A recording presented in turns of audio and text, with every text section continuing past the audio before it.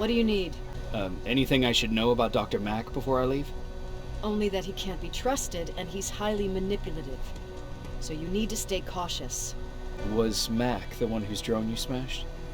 Yes. Yes, it was. I've never told this to anyone, but before I met Mac and Perry, I was wandering alone.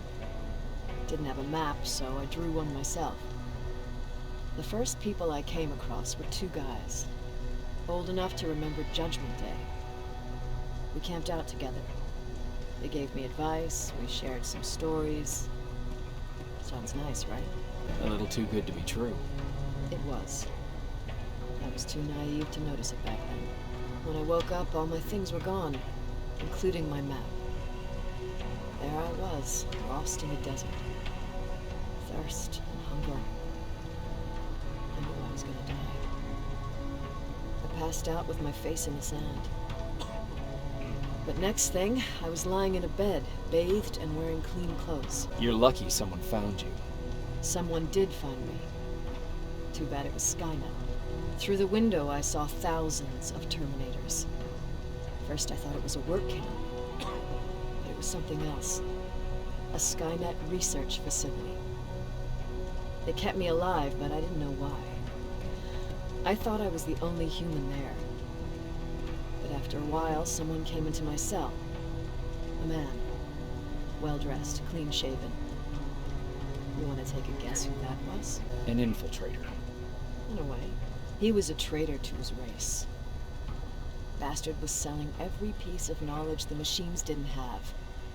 In return, they gave him everything he wanted. When he was done stuffing his face with food, he had another request. He wanted a hole. It lasted months, until I got to wrap a towel around his neck and make his eyes pop. You don't want to see people for what they really are. I've seen their true face. That traitor, those two guys in the desert, Mac, they all showed it to me. It's not pretty. The truth is, the only reason I fight for the Resistance is because I despise people just a little less than the machines.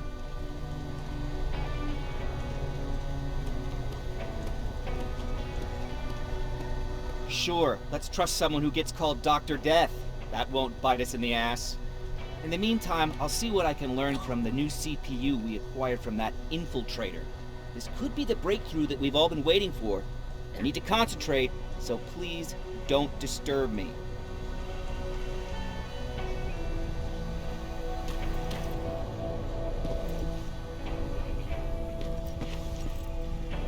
Jacob, do you have a minute?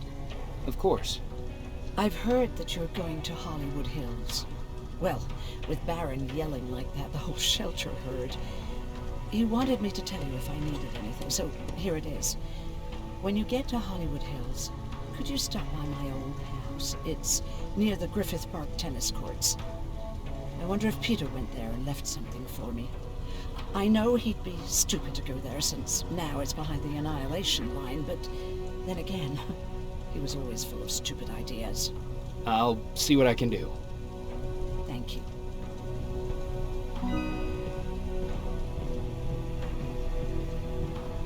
Look at him. He never talks to anyone. He just sits there.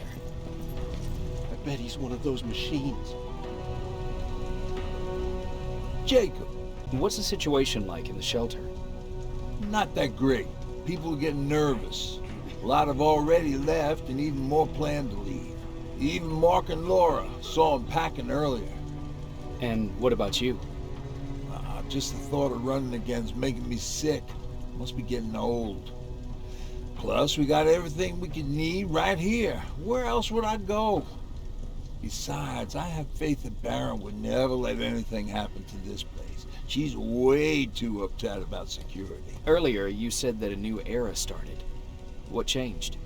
Well, for one thing, with Tucker dead, I became the new leader of the group.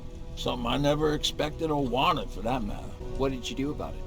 That same night, I looked around at all those people who survived, and I felt scared. scared of what they expected of me. I started to walk away like I was on autopilot. I don't know if I wanted to run away or to kill myself, but then something surreal happened.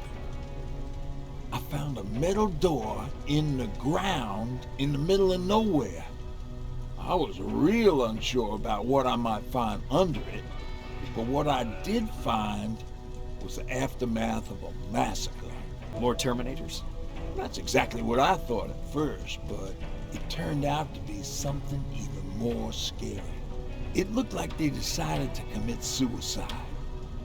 I couldn't understand it. To me, they had everything. Food, water. They even had a case of beer. So, I got shit-faced and started crying over my brother's death. But I realized something. I realized that I could maybe survive there. Did you come back to tell everyone? I did. After I buried the bodies outside, I returned to the camp with the good news. And after that, we were all right. That night, I learned two things. Firstly, that it's okay to be scared. Secondly, that there are two sides to everybody. Ironically, me being a scaredy cat turned me into a good leader. And that's how I found that place, and that's what motivated me to help others. But Tucker, he was a leader from the start. But he had an ugly side too. He killed those who opposed him.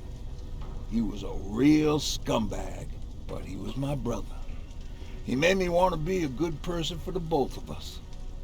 Our hangover wasn't a high price to pay for that lesson.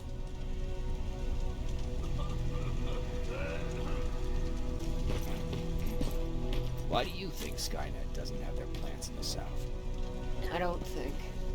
I just hope. Everyone's leaving. I think we should as well. Yeah, but where to?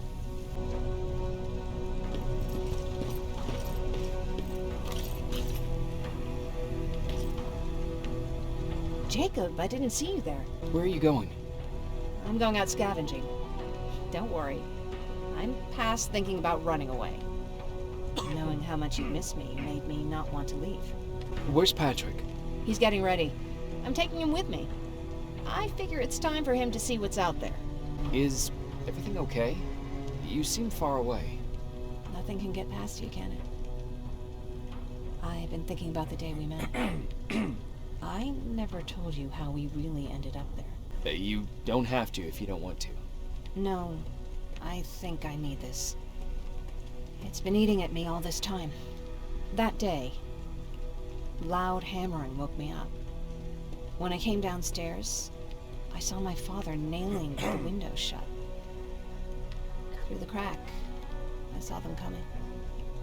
Hundreds of metal heads and their red eyes. Even though they're just empty shells, I could feel the hate radiating from them. What did your father do? He said that the machines wouldn't take him alive. He kept hammering away. We argued for a minute or two, and I tried to pull him away from the window. He pushed me away. I tried it again, but he shoved me. This time I fell. I didn't recognize him as he was reaching for his shotgun. He said, I shouldn't worry about the machines. They wouldn't hurt us. I don't even remember how. But the gun was already in my hands. I closed my eyes and went someplace else. Didn't even hear the shot. I didn't hear Patrick's steps either. He saw you? He did. He was staring at me like I was a stranger. He didn't scream or cry, he just stared. I threw the gun away, grabbed Patrick, and tried not to notice the hole in my father's unmoving chest. As we ran, I could hear them coming, so we found somewhere to hide. Then you came. I wanted to tell someone about all this, but I was afraid to. I'm glad you did. I am too. We talk a lot about how heartless the machines are. And I started to think that maybe I was too. I probably would have convinced myself of that if it wasn't for you keeping me sane. Thank you for everything. I never thought I would find a friend in times like these. Is it true? You look human now?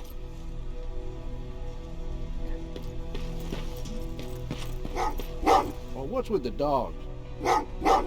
They've been like that ever since they brought that thing in.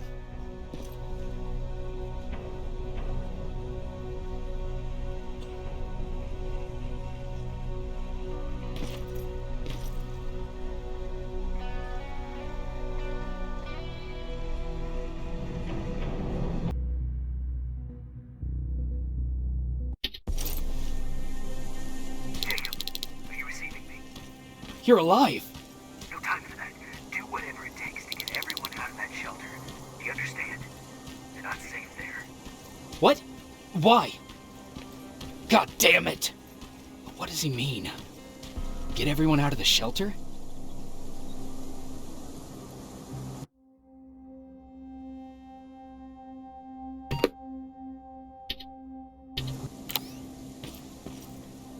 That camera.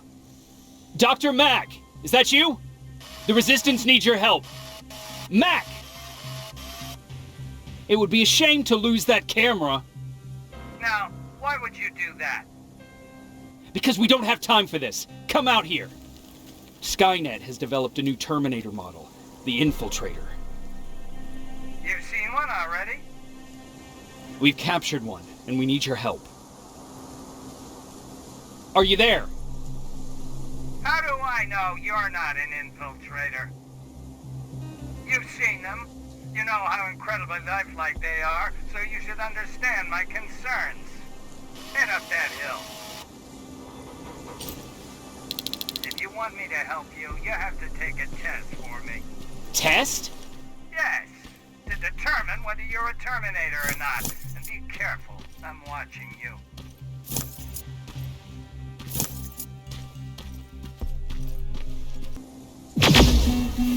Oh, they're actually trying to fight you? Very clever way to make me think that you're not one of them. Unfortunately for you, I'm not that easily.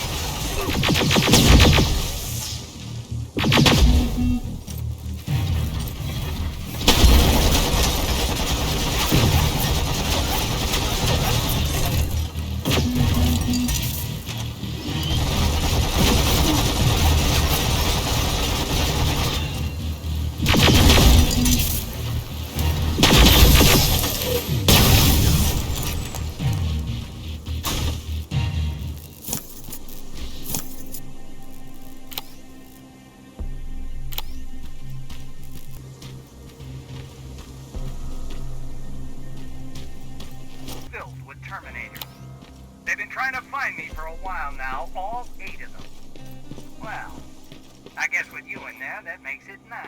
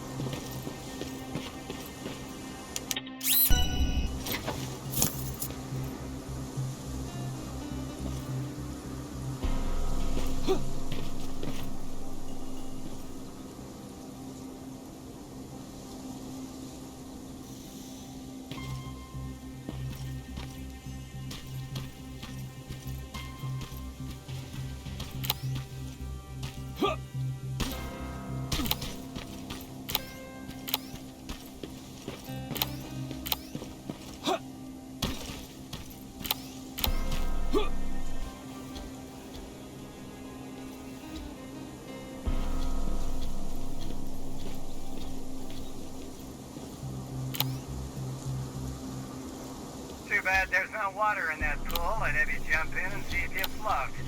Wait, that's a different test.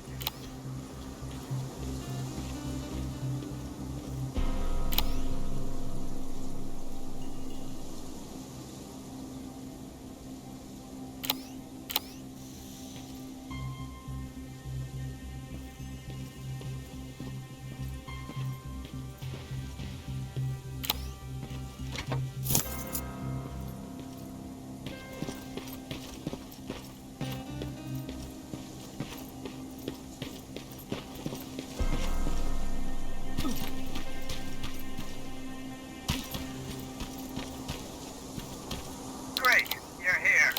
Get on that stage, quick.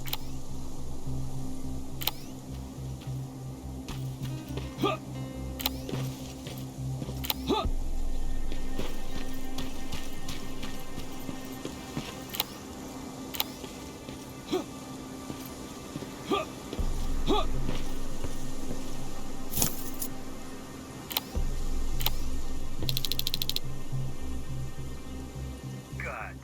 Now wait here for a moment. My patience is wearing thin. Why am I even here? Here? On the stage, you mean? Because I wanted you to recite a poem. That's right. That's why I got you on this stage, to invoke the fear of public speaking in you. This will allow me to check your emotional response. Very important in these sort of tests. So, if you could go ahead and recite a poem.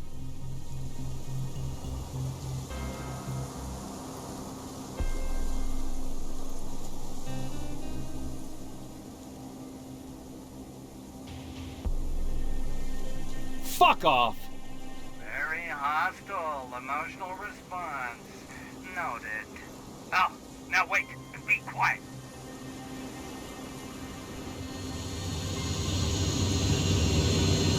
They regularly patrol this area. Don't let them see you. So you know I'm not a Terminator.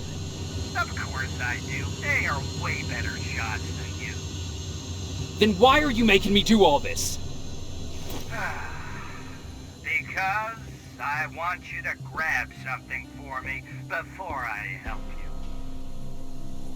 Turn left when you leave the theater. There you'll find a plane crash site. My spider scout should be stuck somewhere around. Just grab it and bring it back to me in one piece. Skynet completely took over this place. I could do something about that.